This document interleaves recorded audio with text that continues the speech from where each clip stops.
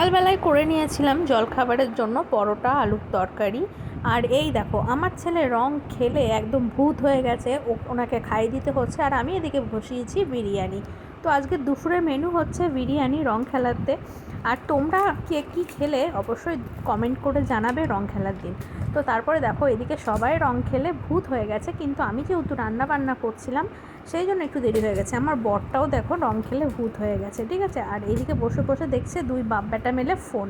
তো এদের মুখগুলো দেখো একদম মুখ পোড়া বান্দরের মতো লাগছে, আর এ সবসময় দাঁত মুখ খিজাতেই থাকে। তো তারপরে আমিও চলে আসলাম বাইরে রান্না বান্না করে, যেহেতু রং খেলা, রং না মাখলে কি আর হয় বলো। তো তারপরে আবির নিয়ে আমার বরের পায়ে দিয়ে প্রণাম করে তারপরে এই যে রং খেলতে শুরু করলাম। তার আগে ঠাকুরকে, যেহেতু আমরা শুতে পারবো না, আমাদের যেহেতু কাল ওষুধ আছে, তার কারণেই ঠাকুরের পায়ে তো এবার আর আবির দেওয়া হলো না। এবার আমি আমার বরের পায়ে আবির দিয়ে রং খেলাটা শুরু করলাম। আর রং ঠিকঠাক মাখি না, আবিরে খেলি। তো তারপরে তোমরা দেখতে থাকো আমাদের কী যে রং খেলার। তো আবির মেখে ফেলেছি, তাই ওই যে আমাদের বাড়ির পাশ থেকে এই যে একেও ডেকে নিয়ে আসলাম, আর ধরে আবির কেমন মাখিয়ে দিলাম দেখো। আর আমাদের পুচকু সোনা ওর মায়ের কোলে আছে, ওকে যেহেতু আবির দেবো না, কারণ ওর চোখে জানো তো অ্যালার্জি হয়েছে, তার কারণেই। আর আমরা এখানটা করে সেই পরিমাণে আবির মেখে একদম ভূত হয়ে যাচ্ছি, যে যাকে পারছি একদম ঠসে ঠাসে আবির মাখাচ্ছি। আর ভীষণ মজা। ও কিন্তু আমার মুখে দাঁতে দলিয়ে দিতে যাচ্ছিলো আবিরগুলো, তো আমিও ওকে ধরে দাঁতের মধ্যে আবির দলিয়ে দিয়েছি। তারপরে ও আমাকে দিয়েছে।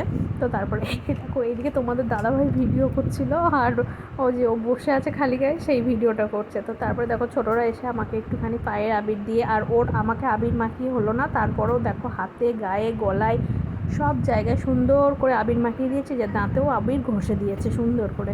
তো তারপরেই দেখো আমিও আবির নিয়ে একটুখানি ভিডিও শ্যুট করে নিচ্ছিলাম সুন্দর করে।